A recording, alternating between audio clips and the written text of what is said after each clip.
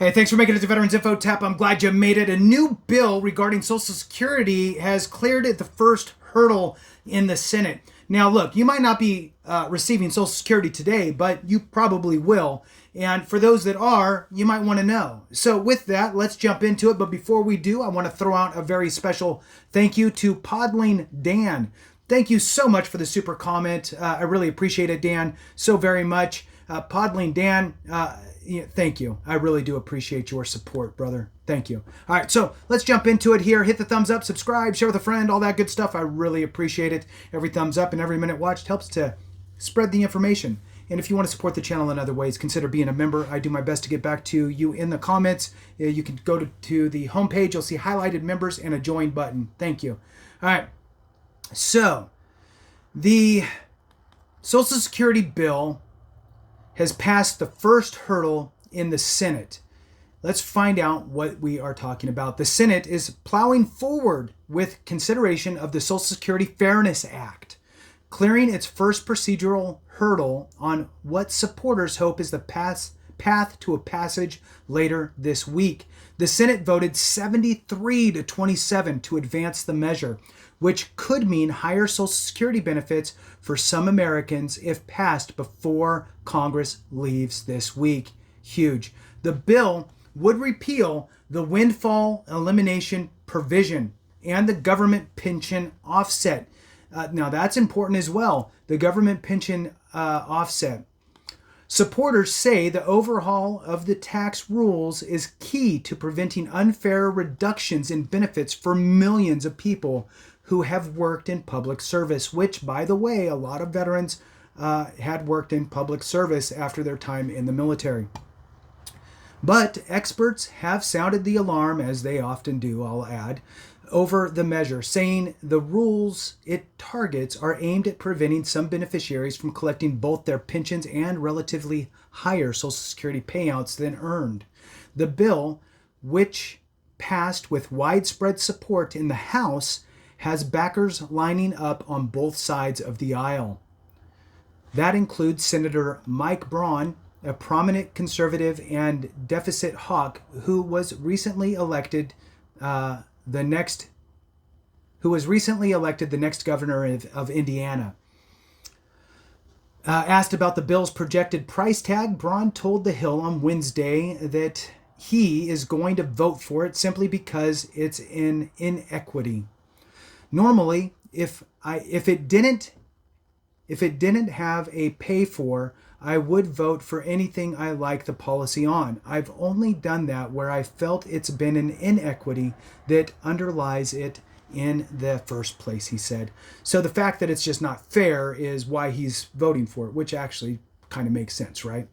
Why punish others? So making the case for the bill on Wednesday, Senate Majority Leader Chuck Schumer said it would ensure no American who has chipped into the Social Security is wrongly denied their well-earned benefits.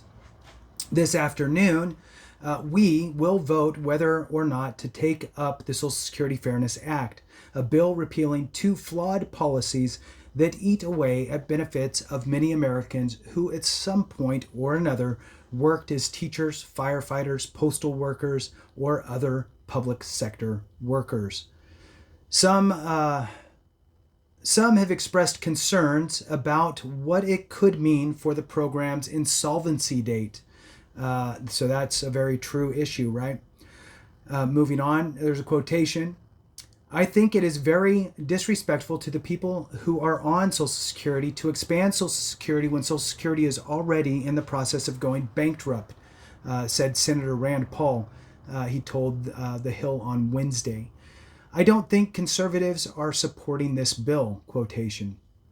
The Congressional Budget Office, the CBO, estimated the bill would cost upward of $190 billion over a decade. It also projected in a letter last month that Social Security's trust funds could be exhausted roughly half a year earlier than it would be under current law if the bill were enacted. Now, that concludes that, but let's also talk about other aspects with regard to Social Security and how they kind of tie in to Veterans Affairs stuff. the COLA would be the biggest thing that I would think about. And that also has something to do with insolvency. That is the biggest issue. That is the thing that we really need to focus on, is how to bring the Social Security funds into a positive light instead of a, oh my gosh, we're going to run out. Because if we can't get that done, we can't look at a higher amount of pay for Social Security through COLA. Well, I guess COLA is what it is, except for there has been calls to increase the amount of COLA. How? By measuring it a different way. I think most people agree that the cost of living adjustments aren't quite keeping up with pace for the true inflation. And so there has been calls to change how COLA is calculated. Instead of using the Consumer Price Index, the CPI-W, instead replace that with the CPI-E, the Consumer Price Index for elderly. That is a great measure, and it would effectively raise the amount of COLA on average per year, if you were to look at the past 15, 20 years, about 0.25% per year. Now, 0.25% by itself is not much, but when you start compounding that, it actually is relevant and an actual real tangible number over the years.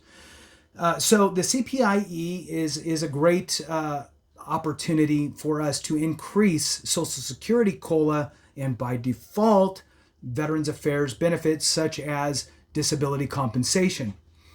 I'm going to throw out there that there was a bill, I don't know if it's still kicking down the road or not, that called for that with a kind of an extra safety provision in it, that if CPIE was not higher than CPIW, then you have to use CPIW. So it's kind of an either or. It's a whichever one's higher. However, most often it would be CPIE, according to just looking back on history and determining. I think that if we are able to see a flush Social Security fund that is not fearful of depletion, then we can start having real conversations about how to increase COLA on the Social Security side and by default VA's side. The Senior Citizens League has focused heavily on lobbying for a better way to calculate the COLA. Just to throw out ideas, there could even be a COLA that could be, let's say, CPIW figures plus 1%, right? So if CPI came in for the third quarter of the calendar year or the last quarter of the fiscal year and said that COLA should be 2.5%, for example, add a 1%, take it to 3.5%. Another way that we could help correct this would be, what if there was a raise for Social Security and VA, an X percentage raise, and then continue on with the current calculations for COLA. Similar to the pay raise for military members at the 14.5% for junior enlisted, right? That is not a COLA adjustment. That is an actual raise. And then moving on, they will be able to build upon that. So something like that would be fantastic. Well, with that, thanks so much for watching. I appreciate you. Have a great one. And remember, if we don't take care of each other, something went wrong.